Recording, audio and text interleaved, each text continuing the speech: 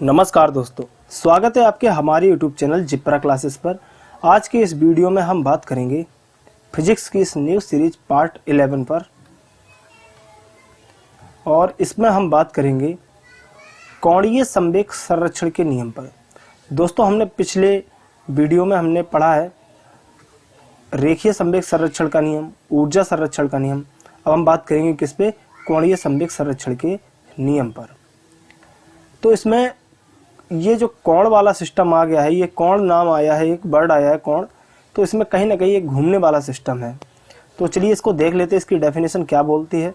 उस डेफिनेशन के हिसाब से हम चीज़ों को समझेंगे, ठीक है। तो यहाँ पे जो डेफिनेशन है वो क्या बोल रही है कि यदि कणों के किसी निकाय पर कार्य करने वाला बाह्य आघूर्ण, ये बहुत इंपॉर्टेंट चीज है, बल आघूर्ण, इस वर्ड को याद रखना। कार्य करने वाला बाह्य बल आघूर्ण शून्य हो तो निकाय का कोणीय संवेग संरक्षित रहता है। यही कोणीय संवेग संरक्षण का नियम है।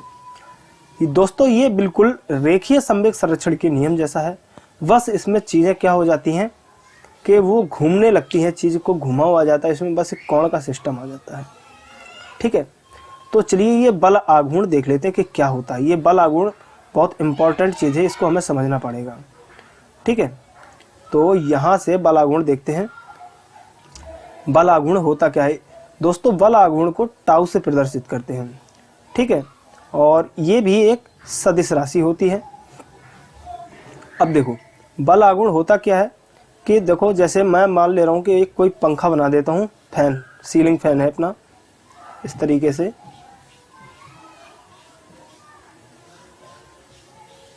और ये कहीं पे ये चल रहा है, ऐसे ये घूम रहा है इस डायरेक्शन में, ठीक है। अब इसमें जब ये घूम रहा है तो इसमें कोई ना कोई फोर्स लग रहा होगा, और फोर्स लग रहा है वही उसको घुमा रहा होगा। भाई किसी चीज़ में अगर मूवमेंट हो रहा है, वो अगर चल रही है या घूम रही है, तो उस पर कहीं ना कहीं एक फोर्स लग रहा होगा, ठीक है। तो इसमें कहीं ना कहीं से फोर्स तो आया होगा, और जब चीज़ घूमती है तो उसमें इस तरीके का फोर्स लगता है, तभी वो चीज़ घूमती है, और उसी चीज़ को हम क्या बोलते हैं? बल आघूर्ण बोलते हैं। जैसे मैं मान लेता हूँ हमारे पास एक रॉड है, ठीक है, एक रॉड है ये,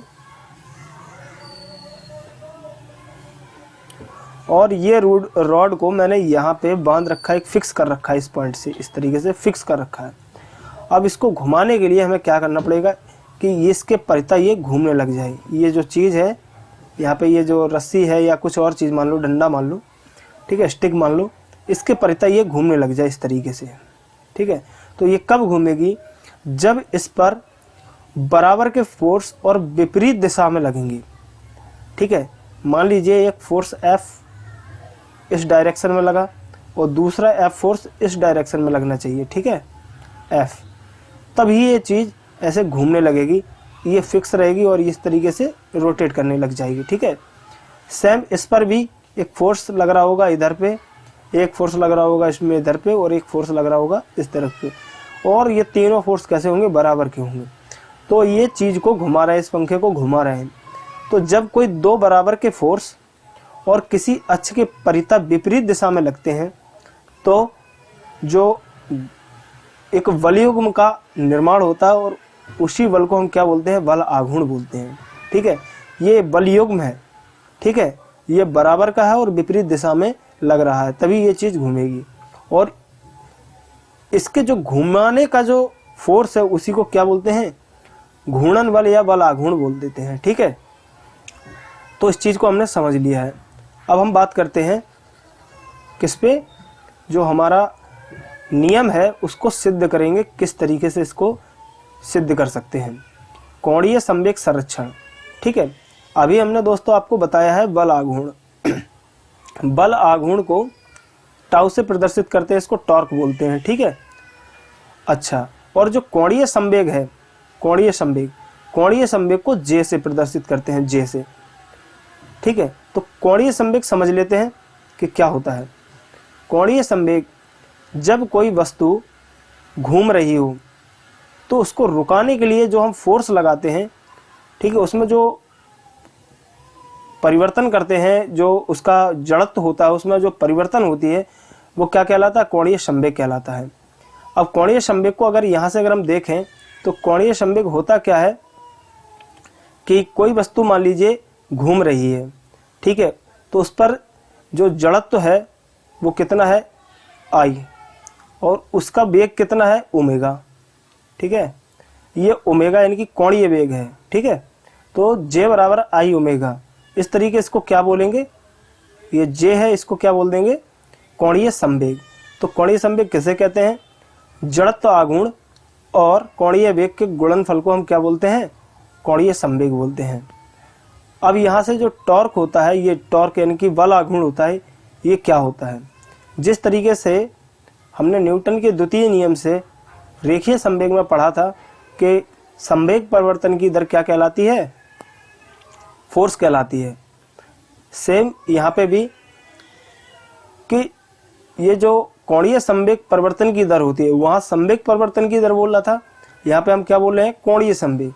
कोणीय संवेग के परिवर्तन की जो दर है यानी कि delta J upon delta T, इसको हम क्या बोलते हैं, बल आघूर्ण। यानी कि कोणीय संवेग के परिवर्तन की दर को क्या बोलेंगे, बल आघूर्ण बोलेंगे। इतनी बात समझ में आ जाती है। अब देखो इसको थोड़ा सही से लिख देते हैं हम, मिटा के।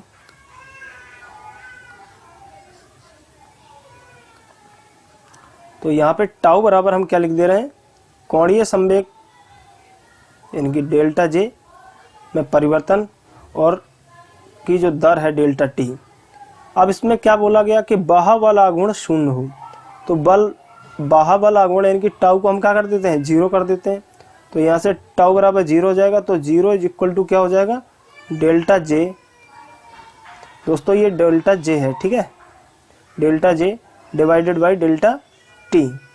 तो यहाँ से डेल्टा T का मल्टीप्लाई 0 में जब हम करेंगे तो डेल्टा J बराबर क्या आ जाएगा, 0।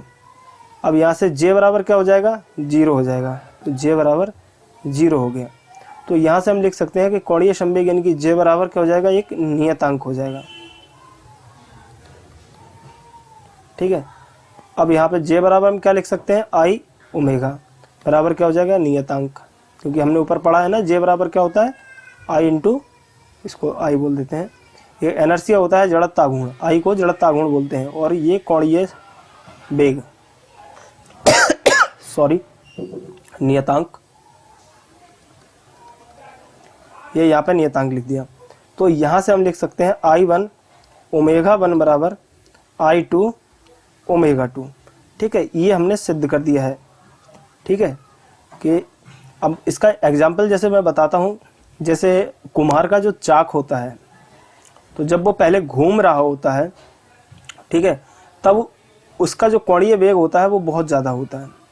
अगर उसी पे अगर हम मिट्टी रख देते हैं, ठीक है, तो उसका कोणीय वेग क्या हो जाएगा, कम हो जाता है, लेकिन उसमें इनर्शिया उतना ही बढ़ जाता है, जो जड़त्व आघूर्ण यानी कि जो बल आघूर्ण होता है वो बढ़ जाता है उस समय, ठीक है ना।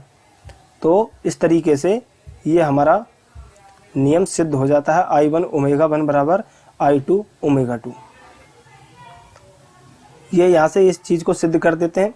जैसे कुम्हार का मैंने बताया, कुम्हार का जो चाक होता है जब वो पहले चल रहा होता है तो उसमें जो बल आघूर्ण होता है यानी कि जड़त्व आघूर्ण जो होता है वो कम होता है, और उसका जो कोणीय वेग होता है वो कम होता है, ठीक है। तो उस समय एक चीज़ कम होती है और दूसरी चीज़ ज़्यादा होती है, यानी कि उस समय कोणीय वेग ज़्यादा होता है और क्या होता है, जड़त्व आघूर्ण कम होता है। जब कुम्हार के चाक पर मिट्टी रख दी जाती है तो उस समय इनर्शिया बढ़ जाता है और इसका कोणीय वेग कम हो जाता है, लेकिन इन दोनों का जो मल्टीप्लाई होता है वो समान होता है। इस चीज़ को हमेशा याद रखना, और ये यहाँ से नियम आपका सिद्ध हो जाता है। नेक्स्ट वीडियो में हम बात करेंगे द्रव्यमान ऊर्जा संरक्षण के नियम पर और आवेश संरक्षण के नियम पर, ठीक है। मिलते हैं नेक्स्ट वीडियो में, तब तक के लिए धन्यवाद, जय हिंद।